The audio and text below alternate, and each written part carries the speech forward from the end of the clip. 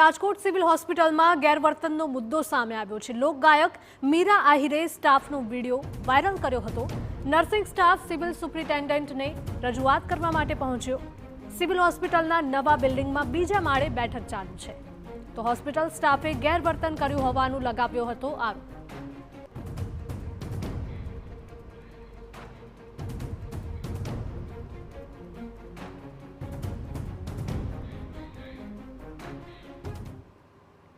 संवाददाता मोहित जोड़ाया है लाइव વધુ અપડેટ સાથે। મોહિત, લોકગાયક મીરા આહિરે સ્ટાફનો વિડીયો વાયરલ કર્યો હતો અને આક્ષેપ લગાવ્યા હતા। શું હતો આ સમગ્ર મામલો, જણાવશો?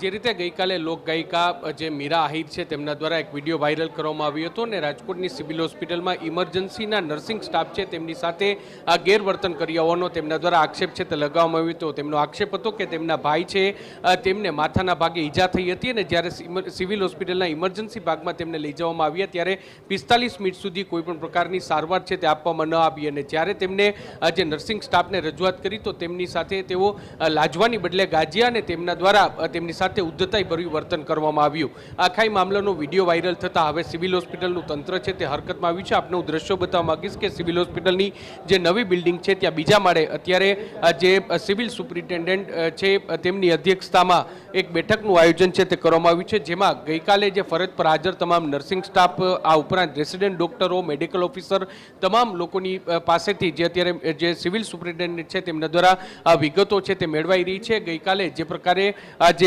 સિવિલ હોસ્પિટલના ઇમરજન્સી ભાગમાં જે બબાલ થઈ તેની સત્યતા શું છે તે અંગેની પણ ચકાસણી છે તે કરવામાં આવી છે। એક તરફ જે મીરા આહિર છે તેમના દ્વારા પોતાનો પક્ષ છે તે રાખવામાં આવ્યો છે, ત્યારે નર્સિંગ સ્ટાફનો પક્ષ શું છે અને તેમના દ્વારા જે મામલો છે તે શું સામે આવ્યો હતો તે તમામ બાબતોની વિગત છે તે અત્યારે મેળવાઈ રહી છે ને ટૂંક સમયમાં જ તેમના દ્વારા મીડિયા બ્રીફિંગ છે તે કરવામાં આવશે અને આખા મામલામાં સિવિલ તંત્ર છે તે કયા પ્રકારની કાર્યવાહી કરી છે તે અંગેની માહિતી છે તે આપવામાં આવશે। બીજી તરફ જે સૌથી મહત્વની વાત છે કે આ પ્રથમ વખત નથી, આ અગાઉ પણ જે લોક સાહિત્યકાર, હાસ્ય કલાકાર જે હકાભા ગઢવી છે તેમને પણ સિવિલ હોસ્પિટલનો કડવો અનુભવ થયો હતો અને તેમના દ્વારા પણ દાવો કરવામાં આવ્યો હતો કે ઇમરજન્સી સેવામાં જે પ્રકારે ઇમરજન્સીમાં સારવાર મળવી જોઈએ તે પ્રકારની સારવાર છે તે આપવામાં આવતી નથી અને તેને લઈને જ તેમના દ્વારા પણ જે સિવિલ હોસ્પિટલના તંત્ર સામે સવાલો છે તે ઊભા કરવામાં આવ્યા હતા। રાજકોટની સિવિલ હોસ્પિટલ એ સૌરાષ્ટ્રની સૌથી મોટી સિવિલ હોસ્પિટલ છે। સૌરાષ્ટ્રભરમાંથી દર્દીઓ છે તે આવતા હોય છે, ખાસ કરીને અકસ્માતના કિસ્સા હોય અથવા તો જે ઈજાના નિશાનો હોય તેવા સમયે ઇમરજન્સીમાં સારવાર માટે જે દર્દીઓ છે તે સૌરાષ્ટ્રભરમાંથી અહીં આવતા હોય છે ને તેની સાથે આ પ્રકારનું વર્તન થાય તે કેટલા અંશે યોગ્ય તે એક મોટો સવાલ છે। સિવિલ હોસ્પિટલમાં બબાલના દ્રશ્યો પહેલી વખત આવ્યા નથી, ત્યારે જે સિક્યુરિટી સામે પણ સવાલો છે તે ઊભા થઈ રહ્યા છે, કારણ કે એક તરફ જે વર્ષે લાખો કરોડો રૂપિયા સિક્યુરિટી પાછળ રાજકોટની સિવિલ હોસ્પિટલ ખર્ચે છે અને બીજી તરફ ત્યારે જે સિવિલ હોસ્પિટલના ઇમરજન્સી વોર્ડમાં કે જ્યાં દર્દીઓ સારવાર માટે આવતા હોય છે ત્યાં આ પ્રકારના ઘર્ષણના બનાવો સામે આવે તે કેટલા અંશે યોગ્ય તે પણ એક મોટો સવાલ છે। હાલમાં મિટિંગોનો દોર છે તે ચાલી રહ્યો છે, જોવાનું રહેશે કે સુપ્રિન્ટેન્ડન્ટની તપાસમાં છે તે શું સામે આવે છે અને આ સમગ્ર મામલે હવે આગળ કયા પ્રકારની કાર્યવાહી થાય છે। જી બિલકુલ, આપનો આભાર મોહિત। રાજકોટ સિવિલ હોસ્પિટલ ફરી એક વખત વિવાદમાં આવી ચૂકી છે અને તેને લઈને જ અનેક સવાલો પણ ઉઠી રહ્યા છે। લોકગાયક મીરા આહિરે સ્ટાફનો વિડીયો વાયરલ કર્યો છે અને આક્ષેપો પણ લગાવ્યા છે। નર્સિંગ સ્ટાફ સિવિલ સુપ્રિન્ટેન્ડન્ટને રજૂઆત કરવા માટે પહોંચ્યો હતો અને આ મુદ્દે બેઠક પણ ચાલુ છે। સિવિલ હોસ્પિટલના નવા બિલ્ડિંગના બીજા માળે બેઠક ચાલુ છે। રાજકોટમાં સિવિલ હોસ્પિટલ વધુ એક વખત વિવાદમાં આવી ચૂકી છે। લોક સાહિત્યકાર મીરા આહિરને કડવો અનુભવ થયો છે। ભાઈને ઇમરજન્સી સારવાર માટે સિવિલ હોસ્પિટલ લઈ ગયા હતા।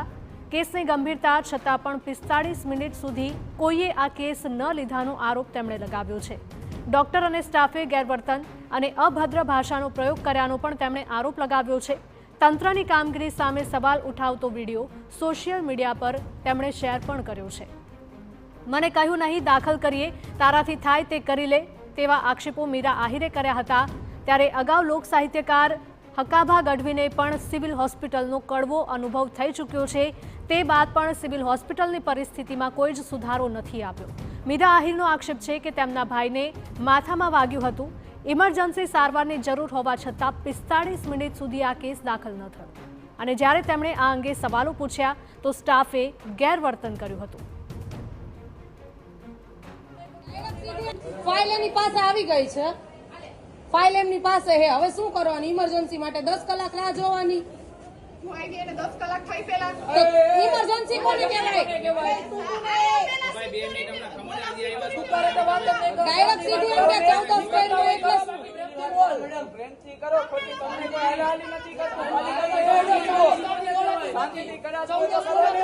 આ એને મગજમાં લાગ્યું હે, મગજમાં ખબર પડે. ડાયરેક્ટ મેડમ તમે એમ બોલો 14 કરમાં સીધું એમ બોલ્યા.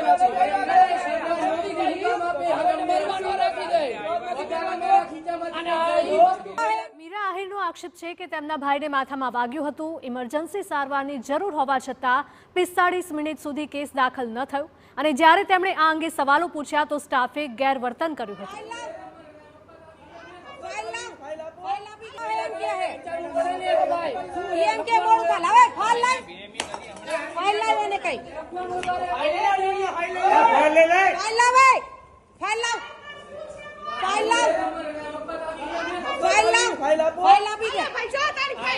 અને તું એમ કહેશ કે મોડું થાય તો ઇમરજન્સી છે નહીં.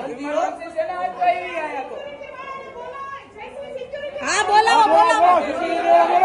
ઇમરજન્સી એટલે શું? કોને કહેવાય ઇમરજન્સી? ઇમરજન્સી કોને કહેવાય મેડમ? સમજાવો. અરે તારી યાર હું વાત ન કરું, આ તો મારો ભાઈ છે એટલે તને હડકાવું